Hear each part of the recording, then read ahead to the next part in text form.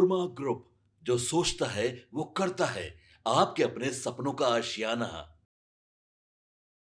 देखिए, जीतन राम मांझी लगातार अपने बयानों के लिए जाने जाते हैं और अपने बयानों की वजह से सुर्खियों में रहते हैं। इस बार जीतन राम मांझी ने आखिर अपने सरकार को लेकर ऐसा क्या बोल दिया जिसके बाद उनकी चर्चाएं चारों तरफ तेज हो गई है। जी हाँ, नमस्कार, मैं दीपक, भारत लाइव देख रहे हैं आप। सही सुना आपने, जीतन राम मांझी ने सरकार से ही कई सवाल पूछ दिए हैं। एक तरफ उन्होंने सरकार का जो है तारीफ भी किया है, वहीं दूसरी तरफ सरकार से सवाल भी पूछा है। हालांकि केंद्र में मंत्री जीतन राम मांझी भी हैं। आपको बता दें कि जीतन राम मांझी जो है वो दिल्ली से प्रयागराज बाय ट्रेन जा रहे थे, लेकिन जब वो दिल्ली स्टेशन पहुंचते हैं और दिल्ली स्टेशन का नजारा देखते हैं तो उसके बाद उनके मन में एक ऐसी बात आती है जिसको वो रोक नहीं पाते हैं और सीधा सवाल जो है अपने ट्विटर से पूछ देते हैं। आपको बता दें कि जीतन राम मांझी ने अपने सरकार से साफ तौर पे ये बातें कही हैं कि जो दिल्ली से ट्रेनें चलती हैं बिहार के लिए, 12 से 13 ट्रेन, वो पर्याप्त नहीं है, क्योंकि दिल्ली स्टेशन पे इतने लोग मौजूद होते हैं जो खासकर बिहार के लोग होते हैं और वो कमाने बाहर जाते हैं या दिल्ली में वो रहते हैं।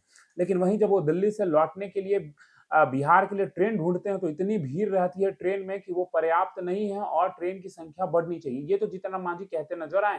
देखिए, एक तरफ बजट सत्र शुरू होने वाला है और दूसरी तरफ जीतन राम मांझी का जो ये बयान है उसी से जोड़कर देखा जा रहा है।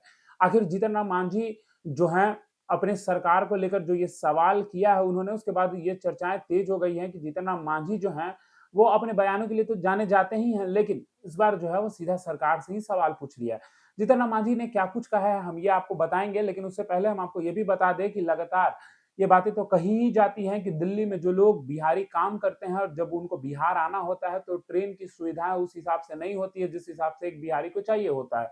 आपको बता दें कि काफी संख्या में लोग जो है वो दिल्ली में काम कर रहे होते हैं। आप देखते ही हैं लगातार, छठ पूजा हो, दीपावली हो, बिहारी जो है वहां मौजूद होते हैं, उनको टिकट जो है वो लगभग नहीं मिल पाता है और उसके बाद तस्वीरें ऐसी ऐसी ट्रेन से आती है जो कहीं ना कहीं आपका दिल जो है वो भाव विभोर कर देता है, जिसके बाद लगातार सवाल खड़े होने लगते हैं सरकार पर और सरकार की नीयत को लेकर।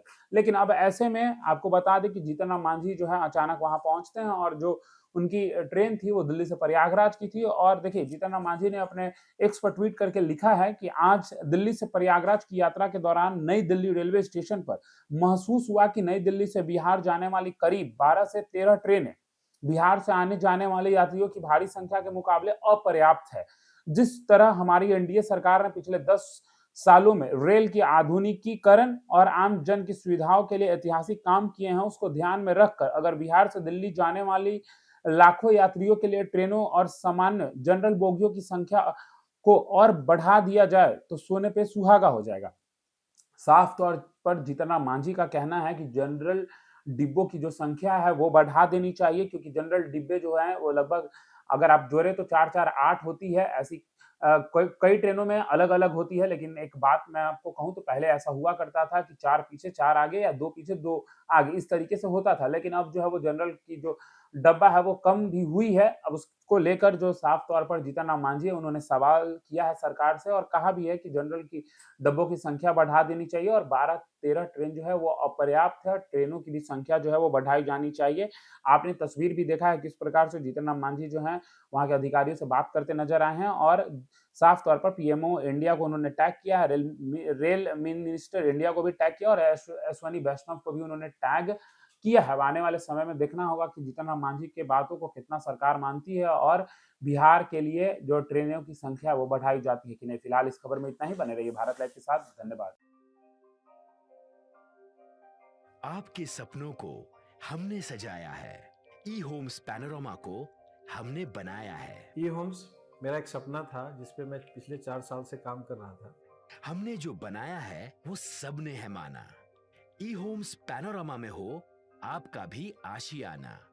और फाइनली हमने 2021 में इस प्रोजेक्ट को लॉन्च किया। बहुत लोग अप्रिशिएट कर रहे हैं कि पूर्णिया जैसे शहर में, बिहार के, एक तो बिहार की बात करें उसमें भी पूर्णिया जैसे छोटे जगह में इस तरह का लाइफस्टाइल देना, ये सुन के हम लोगों को बहुत अच्छा लगता है।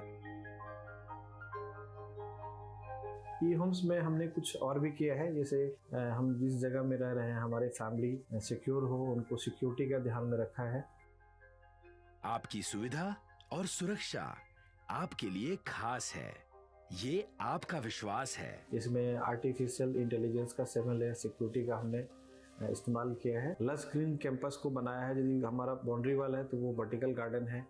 ये जितनी भी फैसिलिटी होता है एक इंटरनेशनल टाउनशिप में, ई होम्स है, ये हम लोग विश्वास नहीं कर पा रहे हैं। जो भी हमारे मित्र दोस्त या जो भी हमारे बाहर के बाहर आते हैं तो हम लोगों को बहुत अच्छा सुनने को मिलता है और बहुत अच्छा क्रेडिट मिल रहा है। वो सारा हमने सिर्फ एक बिल्डिंग नहीं बनाया, हमें एक बहुत अच्छा लाइफस्टाइल दिया ई होम्स में, और मेरा एक सपना था जिसको मैं आज फुलफिल होते हुए देख पा रहा हूँ।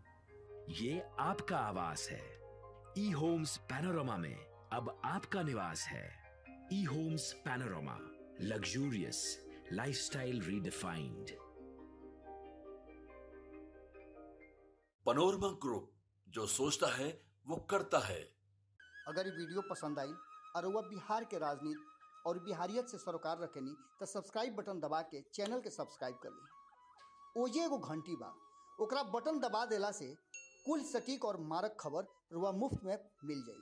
अगर रुआ पत्रकारिता के हमनी के नया प्रयोग में सहयोग कर चाहतानी तो ज्वाइन बटन दबा दी। पेटीएम नंबर नोट कर ली 9386816700।